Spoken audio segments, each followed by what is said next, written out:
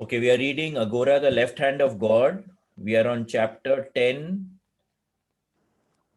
page number 315 of the book and 160 of the PDF. Once in the south, there was a king of the Chola dynasty who was a great devotee of Ram. One day, while the court bard was reciting the Ramayana, the epic of Ram's life and adventures, aloud to him, the narrative reached the point where Sita was taken to Lanka. The king suddenly jumped up and said, "Immediately prepare the forces for an attack on Lanka. Why should Lord Ram worry when I am here to serve him? I will see that Sita is returned." No one at the court had the courage to tell him that all this had happened long before. So he sailed at the head of his fleet and duly conquered Lanka. Then he ordered his generals, "Find Sita." Since they were aware that to refuse a royal order meant death, they made a show of searching and reported that no Sita was present. This mystified the king, who was on the point of losing his temper until it came out in the course of a conversation that the Ramayana had happened thousands of years ago. Then he realized, "Oh no, what have I done? I have unnecessarily conquered Lanka." He gave the kingdom of Lanka to one of his sons, his own kingdom to the other, and went out into the forest to live the life of an ascetic. He became a great saint. Devotion like that will always pay dividends. So he was totally connected with Lord Ram. When you have bhakti, your attitude becomes quite different. Once Narad, an immortal devotee of Vishnu, asked Lord Vishnu to explain to him the difference in state between a yogi and a devotee. A follower of bhakti, Vishnu told Narad to follow him down to earth. On earth, as they strolled along, they came upon a yogi hanging upside down from the branch of a large tree.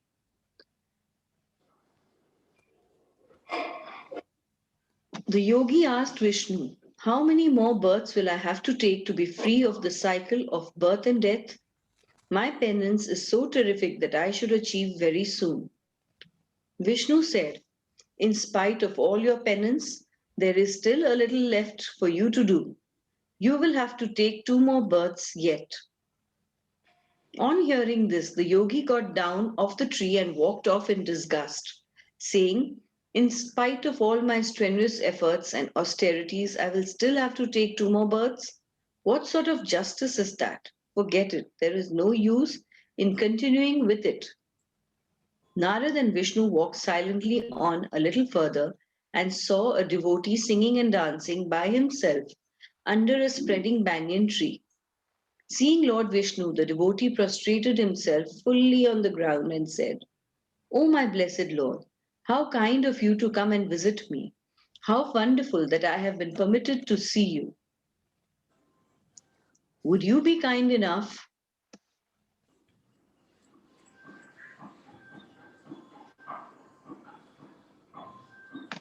Would you be kind and tell me how many more times I will have to take birth before I can be free of the wheel of existence?" Vishnu replied, "I am sorry to have to tell you this, but you will have to take birth again as many times as there are leaves on this tree." The devotee shouted for joy.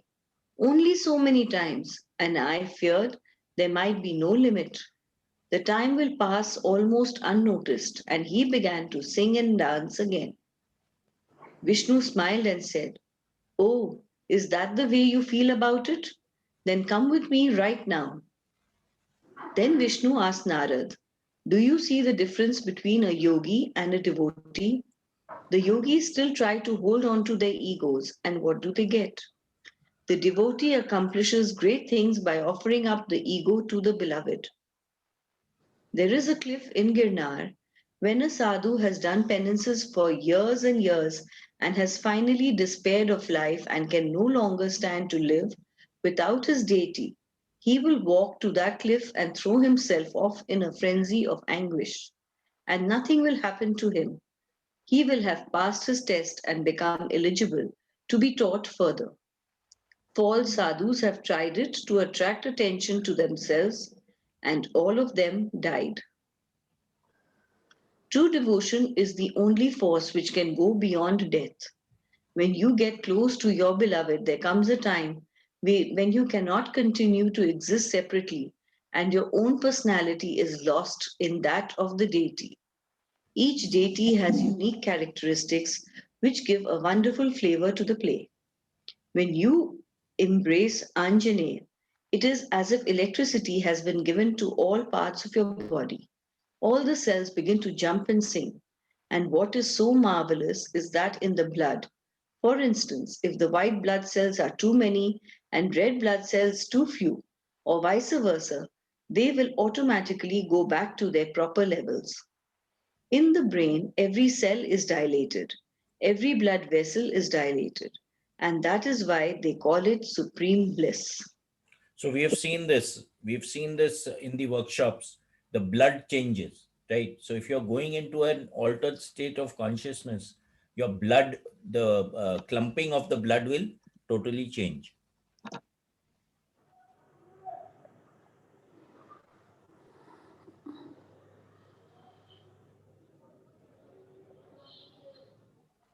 Anyone who follows the path of devotion wants to get the vision of his deity because he is dying to catch a glimpse of his beloved. He longs for his deity so much that the form of the deity is actually created in the astral body and then it projects and plays with him. All through this process, he experiences the joys of intense emotional highlights. This is why Aghoris are always the best devotees, because they forget everything else when they remember the beloved. Their longing is so intense that they cry, wail, tear their flesh, starve themselves, anything to lose their physical consciousness and attract the deity. An ordinary devotee can never be so intense as an Aghori. So he says over here, he longs for his deity so much that the form of the deity is actually created in the astral body. So, because of the desire to see that in the astral, the form gets created. And let me tell you, that is manifesting works in the same way, that first it's created in the astral and then it comes down into the physical. So, we have to have one pointed concentration for things to manifest for us. Once an Aghori told his disciple, take this pot and fill it with water, but don't go near any lake or river. The disciple thought to himself as hard as he could, and then he wandered around a while before returning with an empty pot. The Guru looked up at him and said, Sorry.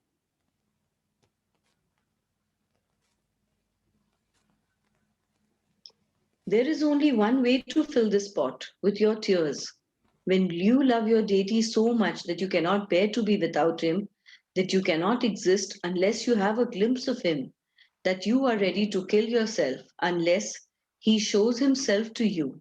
And when you cry continuously until the pot is full, then only are you fit to do Aghora sadhanas, not until then. Another day, the Guru told the same disciple, build me a fire without wood. The disciple made an effort but to no avail.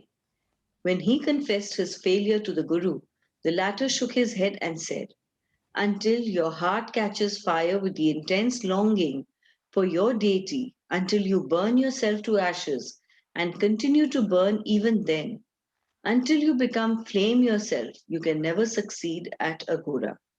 So, again, one pointed concentration. The scriptures describe the stages through which one passes when overcome by Shakti. First, you must forget your body. If you worry about your body, how will you concentrate on your beloved? When you can no longer remember your body, you are on the way. Then you begin to sweat as the emotion builds up. Next, you cry. First, you cry because of the separation, and later, you cry because of anticipation. Out of joy when you feel the deity is really going to come to you. When the deity enters your body and embraces you, you begin to tremble and shake because of the overwhelming bliss of the embrace.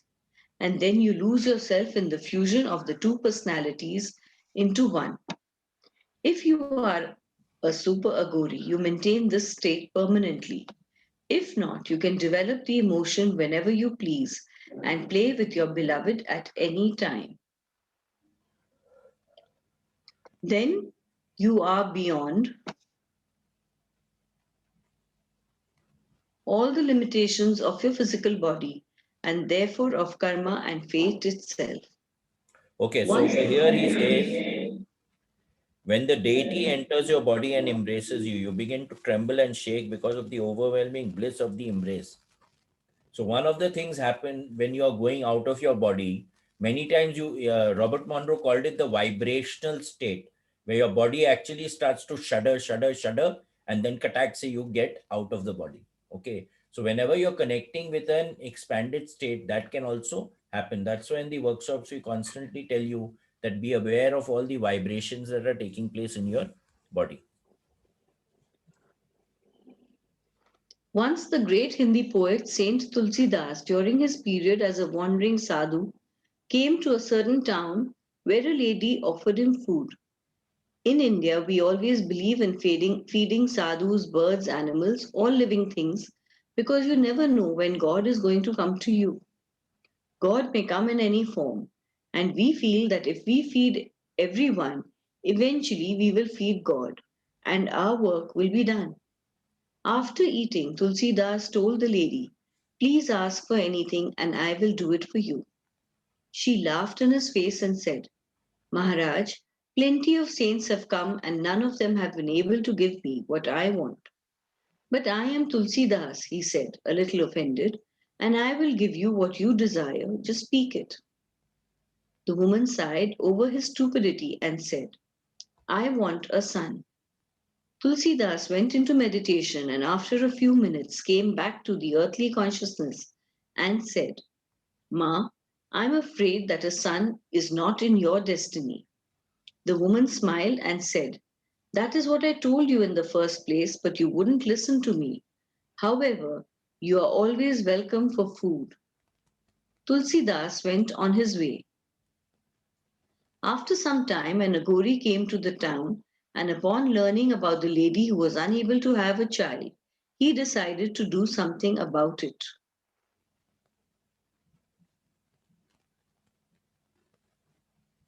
One day he walked down the street in front of the lady's house, shouting, "Who will feed me? I am offering a child for every roti. Flatbread tortilla. I am fed. One roti, one child. 10 rotis, ten children." When the lady heard this, she invited the Aghori inside and told him, "But Maharaj, it's not in my destiny to have children." The Aghori replied, "I piss on destiny." She fed him 8 rotis, and in 8 years she delivered 8 handsome sons. So again, when you transcend that aspect, then if you wish something, the universe will respond to your wishes. Okay. So that becomes a very powerful state. So the Aghori is not attached to anything. So because of that, he can actually command the universe to produce what was not meant to be produced also. After 12 years, Tulsidas again visited the town. As he walked down the same street, he saw the 8 boys and was immediately enamored by their beauty and intelligence. They called their mother and she invited him inside and told him, "Do you remember that you said I had no sons in my destiny?" When Tulsidas heard that the Aghori had given them to her, he went into meditation to ask Ram about it. He said, "Raghuveer, when you would not allow me to give this lady sons, how could that filthy, evil smelling Aghori do it?" Ram smiled at him and said, "Tulsi, that Aghori is something different from you. He has gone beyond the limits of being a saint and living in sattva." Then Ram decided to teach Tulsidas a good lesson with the help of the Aghori, and suddenly he started to shout, "Oh, I have a terrific pain in the heart. Please, Tulsi, get me a heart from someone so that I can get some relief." Tulsidas got scared. If something were to happen to Lord Ram, that would be his fate as Ram's chief devotee. So he ran out into the street shouting, "A heart! Lord Ram needs a heart. Who will give his heart for Ram?" The Aghori, who was relaxing under a tree, heard him and said, "Tulsidas, come here." When Tulsidas came, the Aghori said, "Now I know how much love you have for Lord Ram. If you really loved him, you would have given him your own heart instantaneously when he asked. Here, if Lord Ram wants a heart, let him take mine." And so saying, he ripped open his chest with his fingers, tore out his heart, and handed it to Tulsidas. When Tulsidas went back into meditation to offer the heart to Ram, Ram smiled at him and said, "Now do you see the difference? Now do you see how a real lover behaves with his beloved?" And Tulsidas had to keep quiet and acknowledge the Aghori's greatness. Once again, when I was in Girnar, I was moving about with a sadhu named Gangadas, a great devotee of Anjaneya. He had gone to a temple of Anjaneya to worship, but the priest told us, "You naked sadhus, get out of here. The wives of some important merchants from Bombay are coming here to worship. They will be embarrassed to see you, and if ye refuse to let us into the temple." Tears filled the eyes of Gangadas, and all he said was, "Vah, Anjane, I could never have believed you will feel embarrassed to see me. Doesn't matter, I am ready to go." And we turned to leave. As we left the temple enclosure, the image of Anjane ripped itself from the wall and began to follow us. We walked on, and it followed us faithfully all the while, the priest standing thunderstruck behind. I don't know how many miles we covered, but eventually Gangadas relented and turned to worship the image. The image never returned to the original temple. The trustees arranged for a new temple to be built over it, where it finally came to rest.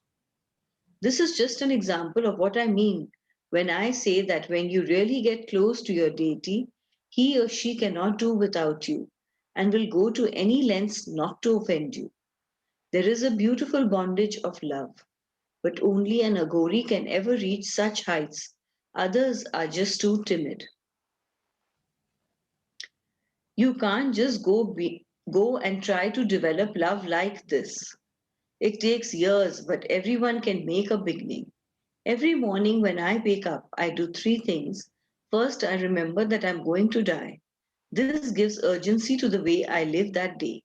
Second, I spend 5 minutes in thanksgiving to nature for being permitted to live, to have this chance, to experience, to learn, and to achieve. And third, I resolve not to cheat my consciousness during the day. As long as I don't cheat my consciousness, nothing I do during the day can stain me. But if I do something wrong, I know I am likely to end up like the boy whose guru swallowed the fish and then regurgitated them back up alive. There are several little things like this I do during the day just to keep my mind under control. I always make it a point to eat a green chili or two each morning, first thing. And you know how hot green chilies are.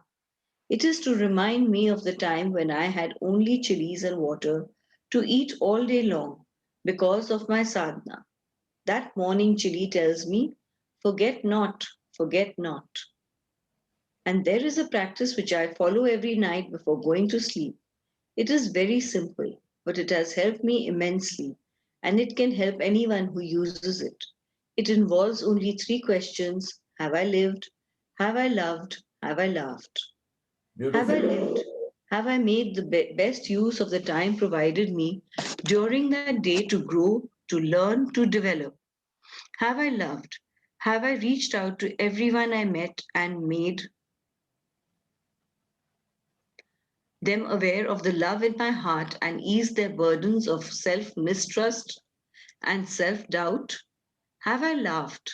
Have I seen the humorous side of even the most painful incident?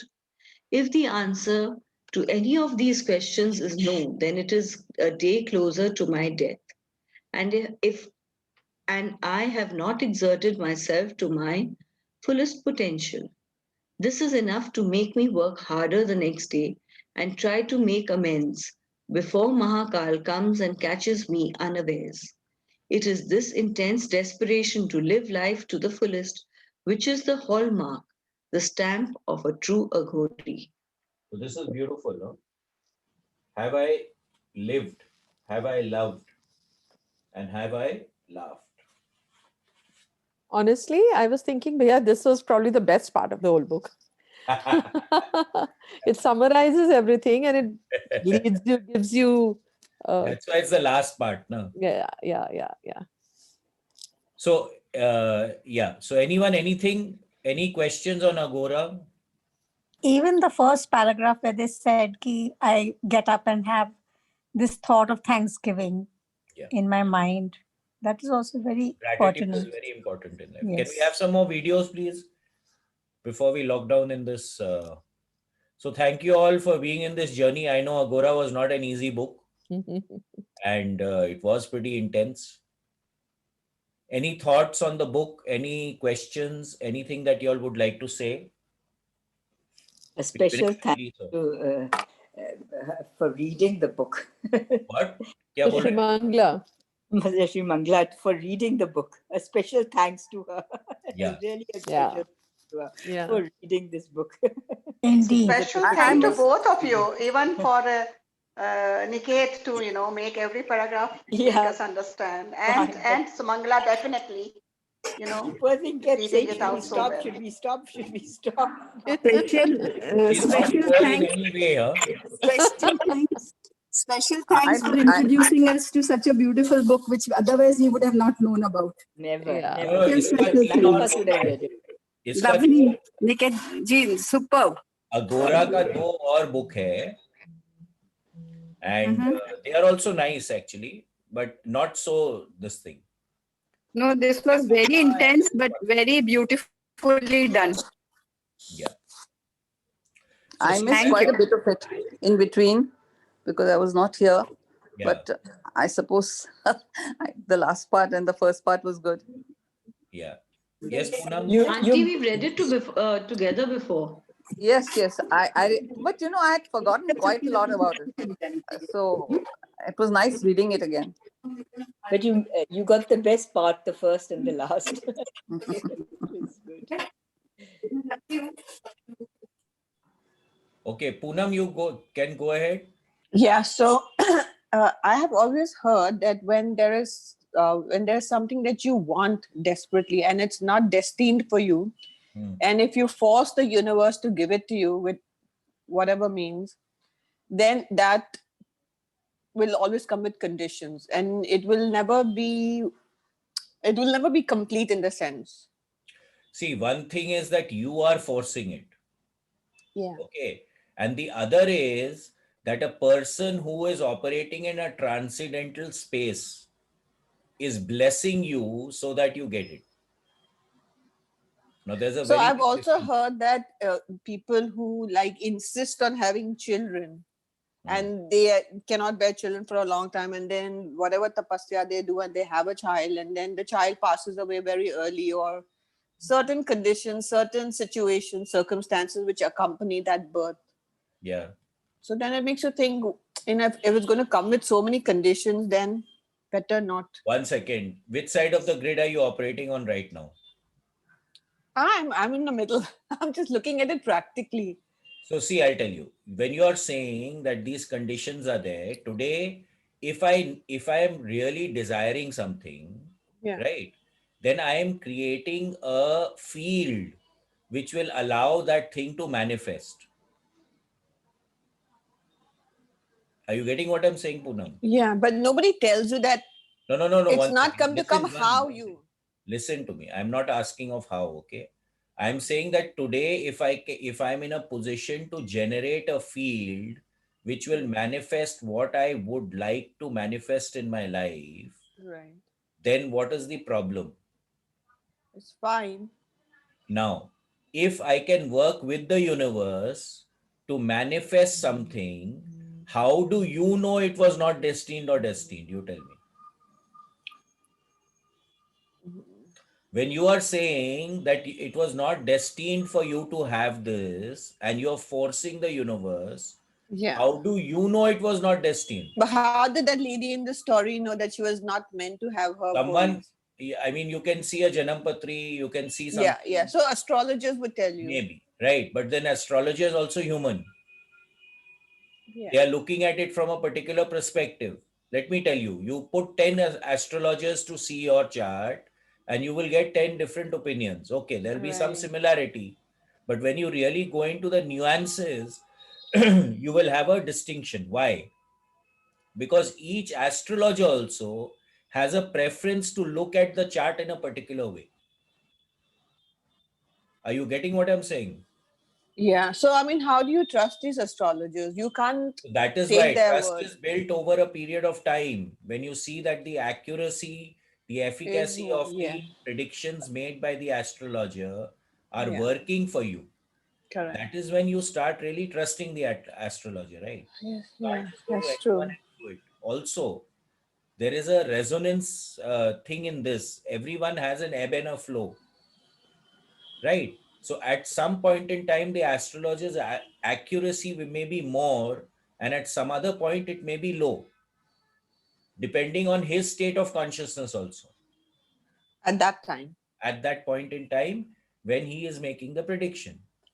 Okay, so on this topic, if a prediction is made, can that prediction change after a period of time? 101%. 101% it can be changed. Can Depending be on changed your or on its deeds, own? depending on your deeds, on your character, on how you have been doing things. So what is the resonance that you're creating in your field? That is what is going to manifest in your field. Most of the time we are conflicted, let me tell you. We want to, let us say you want to become Dhirubhai Ambani, right? But there is a fear that when you become him, you will have to look after so many people. You will not have time for yourself. You will have so much money, you will not know where to keep it. Are you getting what I'm saying? Yeah.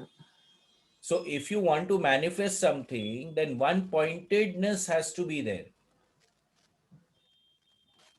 Most of the time we are in conflict with ourselves. So how can manifestation take place?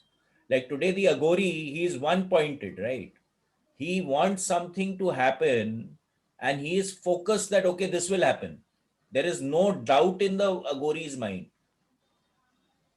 So when they say something, the universe responds.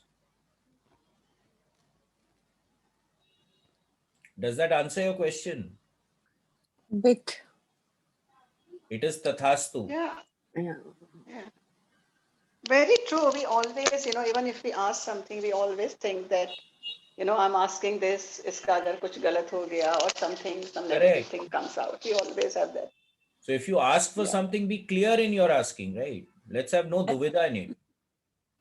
And Bhaiya, so that means if somebody's had a problem having children but have had late children, it doesn't mean they were destined to have children at a later stage. Could that Correct. also Who be? knows Yeah. whose destiny? Tell me who knows No, whose I destiny? know, Yeah. but I'm just saying You it's have a not. probability. Today, an astrologer, if you go to an astrologer, Yeah, he will, whatever he tells you is a probability.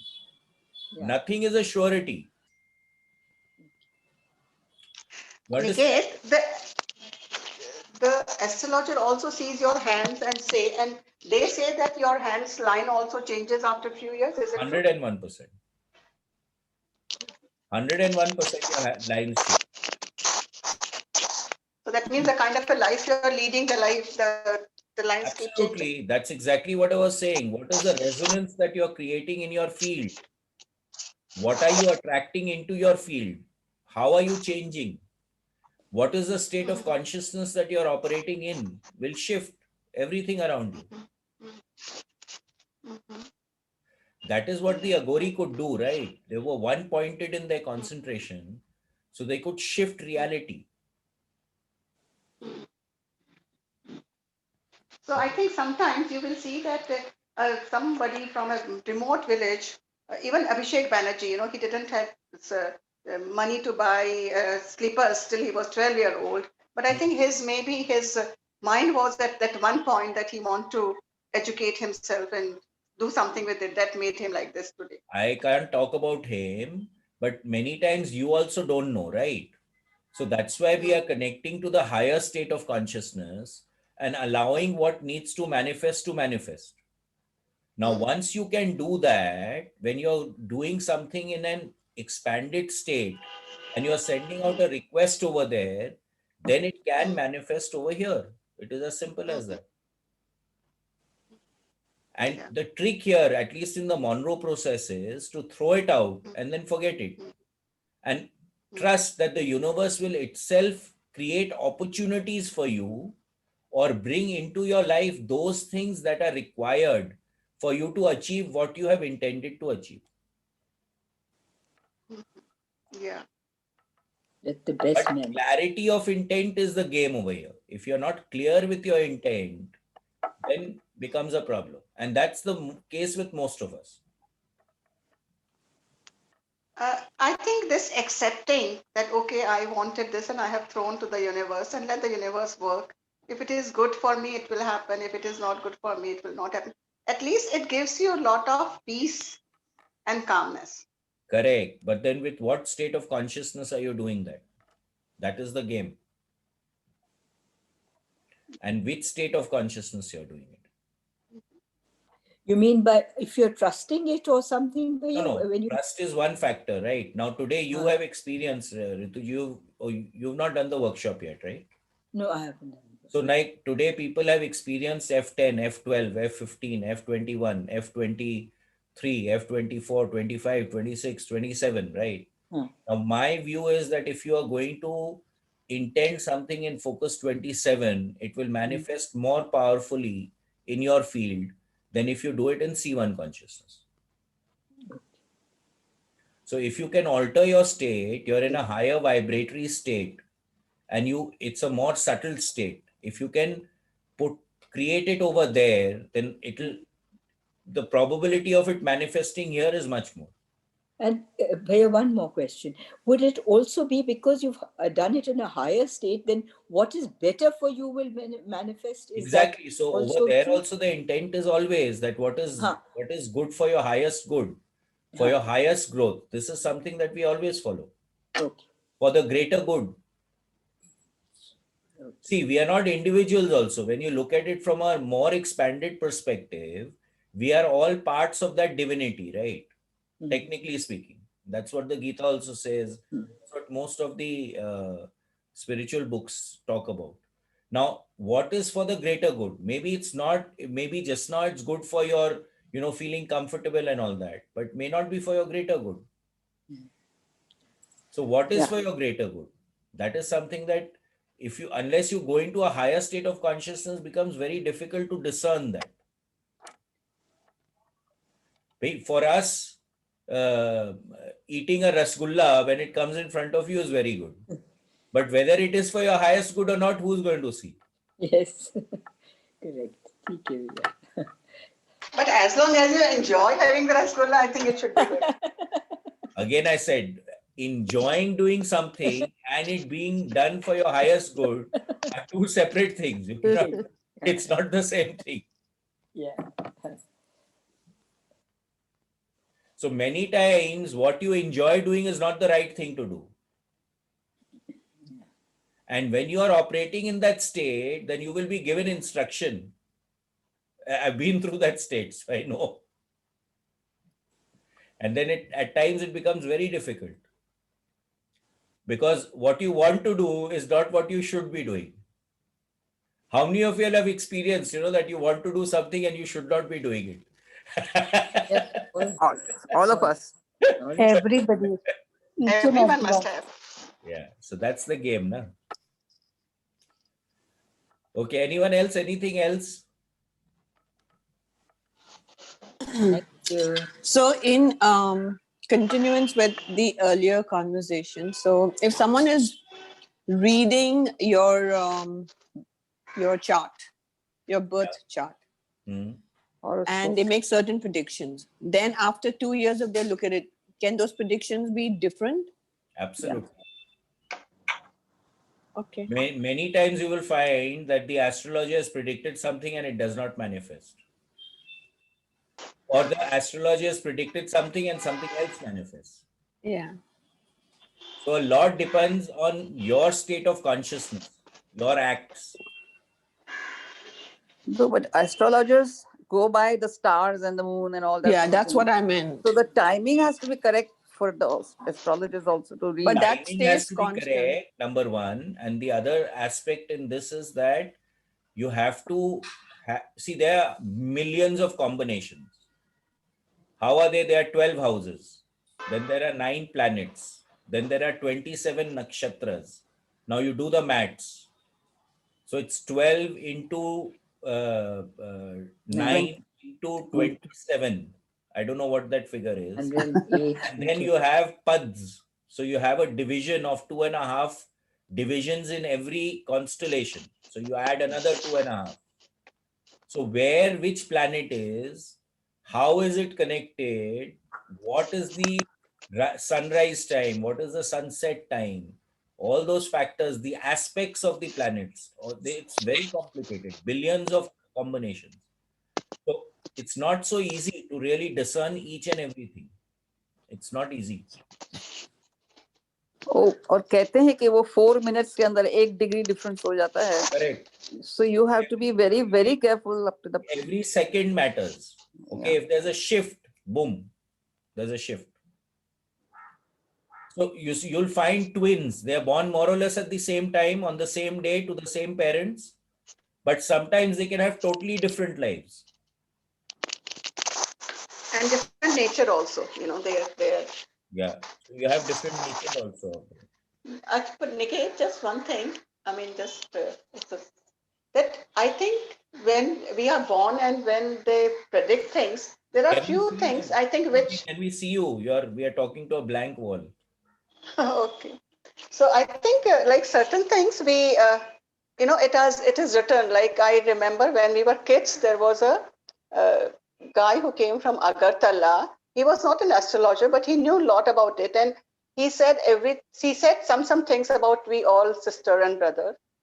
And after many years, it has actually come out the same way, the way he said, and things like that. But maybe there are few small things which changes, and that changes the lines of your hand and thing like that. Yeah, yeah. So when I started doing astrology, I spent a lot of Mm. time doing astrology. Mm-hmm. And what started happening was I used to go to someone's house and I used to tell them that ye hoga, aise hoga, ye hoga, wo hoga. Mm. Okay, and then I used to tell them, the person who I used to learn astrology from, I used to tell them, go and meet him. And believe me when I tell you this, I never used to tell him anything. And I never used to tell these guys. I mean, whatever I've told these guys, I've told them. I never used to tell the astrologer anything, my Gautam. And let me tell you, 9 out of 10 times, whatever I had told them, he used to tell them the same thing. Mm-hmm. Okay. So Okay. intuition is also a very important part in astrology. Mm-hmm. So that's when my astrological practice stopped, because I was directly getting all the information. I didn't need to read the chart. So of course, everything is available, provided you have that conscious ability to go and tap into that zone, into that frequency. So you'll get everything. There's nothing hidden, let me tell you. Seriously, nothing is hidden. So the chart is one way of reading it. But then the Okay. astrologer has to have tremendous intuitive ability also to be able To to read it pierce right the way. veil, to pierce the veil. Mm-hmm. Yeah. Okay, anything else?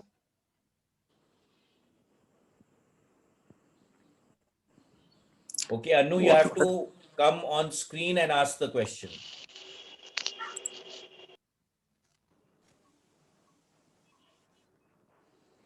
No typing. Your Uh, no, I found the book very interesting. Hmm. And these are the things that are coming to my mind with the discussion just now going on. So I just typed it. Yeah, so what's your question? Uh, like The laws. how is it that it all, the law of karma and the free will, does it really exist at all, or is it like destiny? How is it all related? See, my view is that at a certain level, free will definitely exists. Okay. But what is guiding that free will is a big question mark. So as I explained to you and y'all in one of the sessions that previously when we used to do the Vastu workshop, I used to draw a line and ask the question, does this line have energy? Right. Now the line has energy. I'm cutting the story short because all the movement, all the energy that was released in manifesting the line is in the line. But what is the next question which I started asking after going to the Monroe Institute is where did the thought to draw the line come from? So it came from below the line. So in one way, we are being directed to do everything. Whether we follow the direction or not, that's another question. So everything is planned. How many times have you made a plan and then when you're going to execute it, you do something different? Yeah, that happens a lot. Yeah. Exactly. So a plan is made, and whether we will follow that plan or not is a question mark. That is where Yeah. free will comes in. Mm. Yeah, it will take time for me to understand everything. Join the program, join the Yes, discussion workshop. You'll start yes, understanding yes. all this much. I am looking forward to it, to join one of the Yeah, the coming, next one's on upcoming. the 20th, 21st of February. Yeah, I'll join that one. Yeah. Yes, Talk to Gargi and yes, yes, I will. Okay, thanks. it's seriously worth it. I mean, I think everyone should do it. Yeah, whatever that you've shared so far, no, from the book reading and everything, it is very, I mean, the resonance tuning that you're talking about, I found it very interesting. So, yes, I would love to, because Join the unknowingly we fall into a lower frequency sometimes, uh, and we cannot make out when and how that happens. yeah. Like, so how it happens. So I would love to join it just to be aware, Yeah, that please join. how it all takes place, and to be more aware so that I Why don't. don't we ask Shagun how things have changed for her after joining the program? Shagun, will you like to say, don't you think your intuition has gone up? Yes, I think Yes, sir. I think I've become more peaceful. I've started understanding things better, maybe adjusting more and understanding more. Yeah. So things are falling more into place, right? The Especially conflict has reduced. not just the program, especially from the time I joined your class from March and April, a lot of big changes have happened in my life, Hmm. like for good only. Yeah. I remember before I joined your classes and after, there has been a massive, not a small, but a big difference. Yeah. So do you get your answer? No. Huh? Yeah, somewhat, yes. Yeah. But I must really appreciate Shrimangla ji. She's got such a nice voice, when she reads the book. It's so clear and fluent, and I really enjoyed it.